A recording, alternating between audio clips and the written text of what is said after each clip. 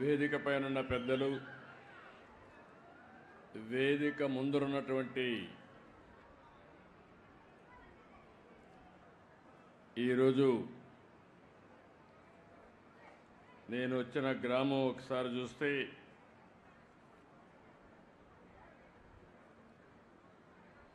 బుడగట్లపాళెం.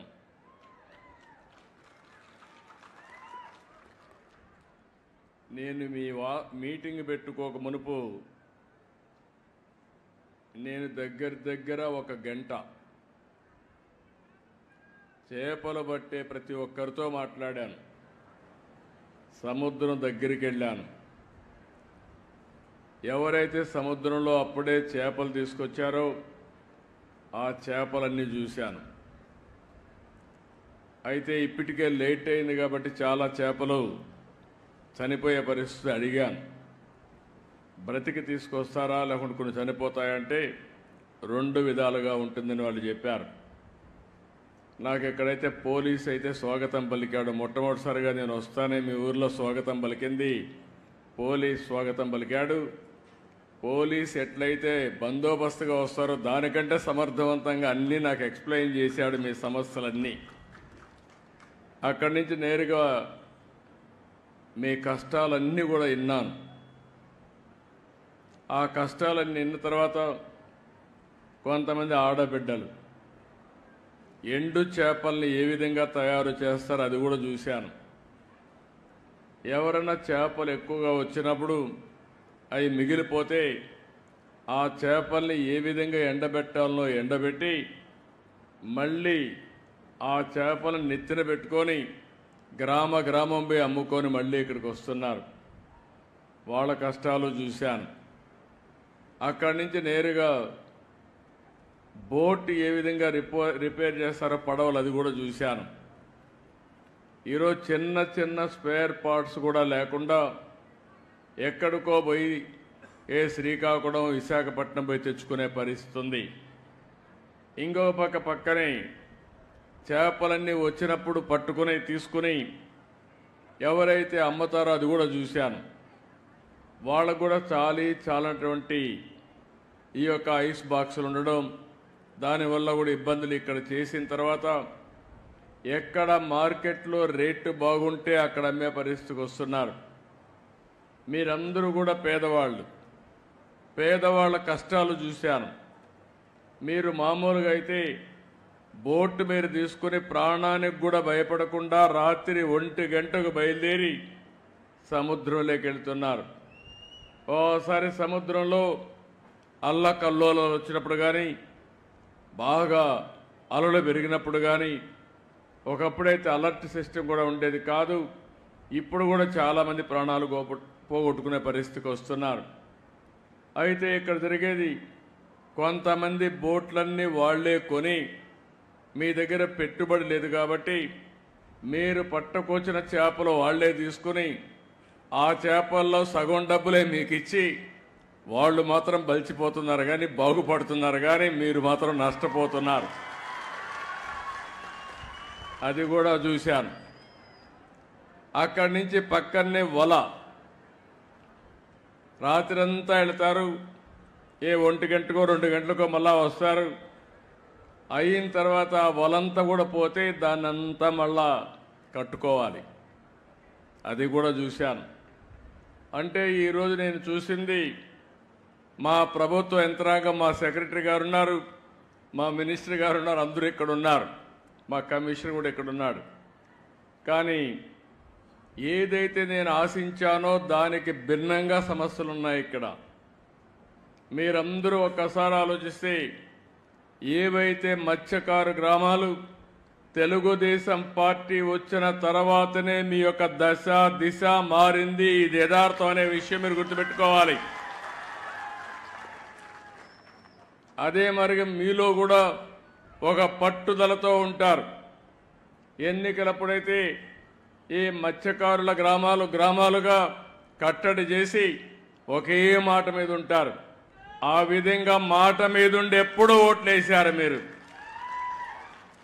ఎప్పుడు కూడా తెలుగుదేశం పార్టీకి, ప్రస్తుతం ఎన్డీఏ పార్టీకి వెనుకబడిన వర్గాలే వెన్నెముక.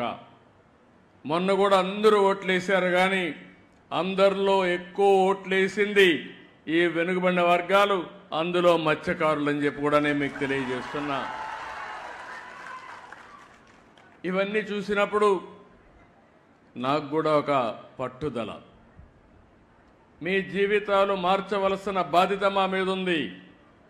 ఈరోజు వెనుకబడిన వర్గాల కోసం అనేక కార్యక్రమాలు చేశాం, అవి చాలవు, ఇంకా చేస్తా.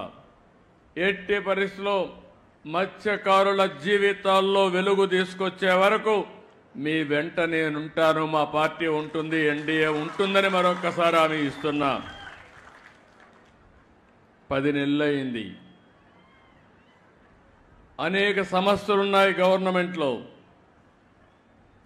నేను 4వసారి ముఖ్యమంత్రి, ఎప్పుడూ లేని ఇబ్బందులు చూస్తున్నా, నాకే అర్థం కావడం లేదు. ఎటు చూసినా గందరగోళమే. ఏం చేశారో నాకు అర్థం కాలేదు. దగ్గర దగ్గర 10 లక్షల కోట్ల రూపాయలు అప్పు చేశారు. ఎక్కడ పెట్టారంటే ఎక్కడ పెట్టారో అది కూడా అర్థం కాల, లెక్కలు కూడా లేవు. అవన్నీ చూసిన తర్వాత అయితే నా ఇబ్బందులు మీకు చెప్పి మిమ్మల్ని ఇబ్బంది పెట్టను. ఎన్ని ఇబ్బందులున్నా మీ సమస్యల పరిష్కారం చేస్తామని మరొక్కసారి మీ అందరికీ హామీ ఇస్తున్నాం. 93% గెలిపించారు మా ఈశ్వరరావు గారు, ఎన్డీఏ అభ్యర్థి. మిత్రపక్షంలో ఇవాళ చూస్తే ఆలోచించిన తర్వాత ఈశ్వరరావు గారు రిపోర్ట్ తెప్పిస్తే నేను కూడా తెప్పించుకున్నాను, మళ్ళీ సీటు గెలవాలి కాబట్టి. మీలో ఒకటిగా ఉన్నాడు, మంచి పేరుందంటే ఇస్తే 30,000 ఓట్లతో గెలిపించారు మీరందరూ. ఇది ఎప్పటికీ మర్చిపోలేం. పక్కనే అప్పలనాయుడు గారు ఉన్నారు, మొన్నటి ఎవరికో కార్యకర్తగా తిరిగాడు ఇదే నియోజకవర్గంలో. నేను ఆలోచించాను, నమ్మకస్తుడు, మంచి వ్యక్తి, ఎందుకు ఎంపీగా పెట్టకూడదని ఒక కార్యకర్తను ఎంపీ చేసిన పార్టీ ఎన్డీఏ. ఇవన్నీ కూడా సాధ్యమైనప్పుడు మీ జీవితాల్లో మార్పు తేలేమా అని నేను అడుగుతున్నా. ఇప్పుడే ఎమోషనల్గా మా రామ్మోహన్ నాయుడు మాట్లాడాడు.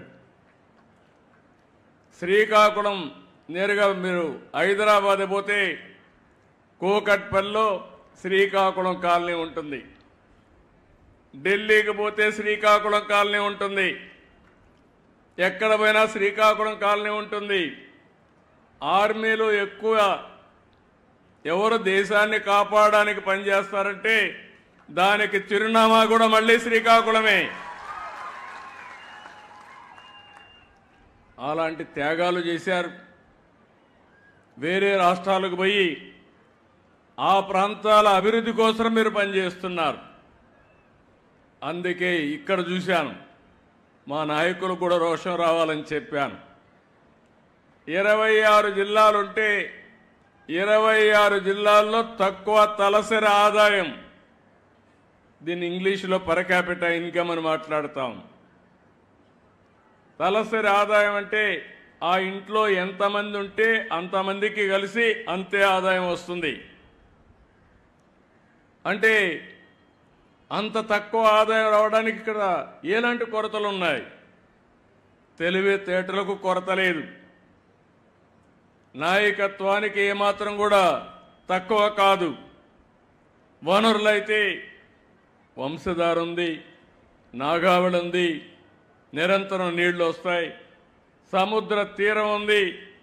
నేషనల్ హైవే ఎక్కువ ఉండే జిల్లా శ్రీకాకుళం జిల్లా. ఇంకొక పక్కన గనులున్నాయి, బంగారు బండే భూమి కూడా ఉంది. ఇవన్నీ ఉన్నప్పటికీ కూడా ఇంకా వెనుకబడి ఉన్నారు. నేను అందుకని ఒక సవాలుగా తీసుకున్నా, అవసరమైతే మళ్ళీ మళ్ళీ వస్తా, ఈ జిల్లాను బాగు చేసే వరకు నేను మీకు అండగా ఉంటానని ఈరోజు మీకు మాట ఇస్తున్నా. అనేక సంక్షేమ కార్యక్రమాలకు నాంది పలికాం.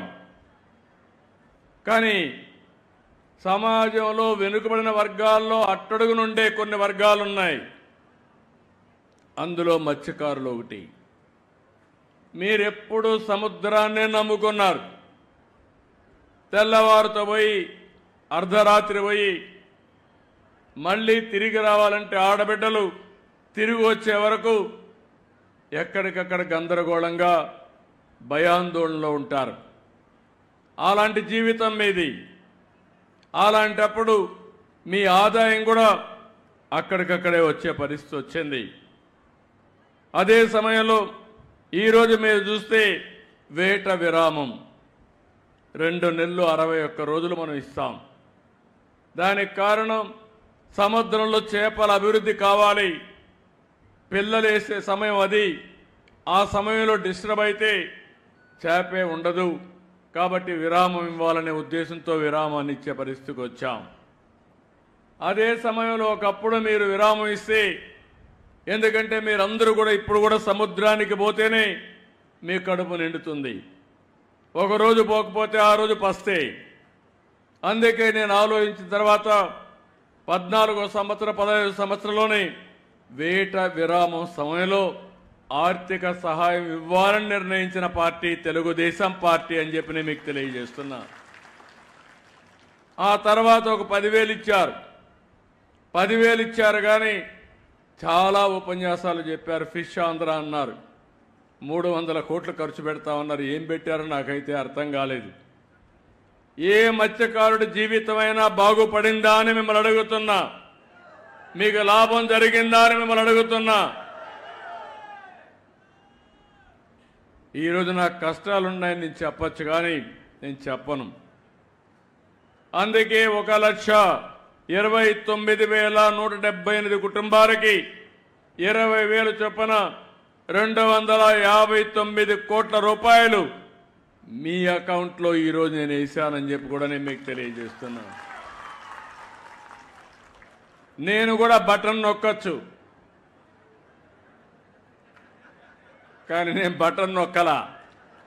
నేరుగా మీ దగ్గరకు వచ్చా, మీ సమక్షంలో మాట్లాడుతున్నా. మీ కష్టాలు నేను అర్థం చేసుకోవడానికి వచ్చాను. ఏదో వచ్చినప్పుడు ఇంత మునుపు ఉండే పాలకులు వచ్చుంటే ఇక్కడుండే మీ కొబ్బరి చెట్లు గోవిందా. ముందు కొబ్బరి చెట్లు వెళ్ళిపోయేటివి.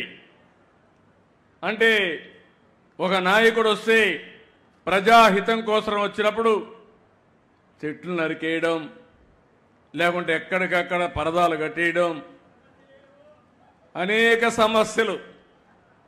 ఇంకైతే కొంతమంది ఇంట్లో నుంచి బయట రానియకుండా నెత్తిన చేయి పెట్టడం,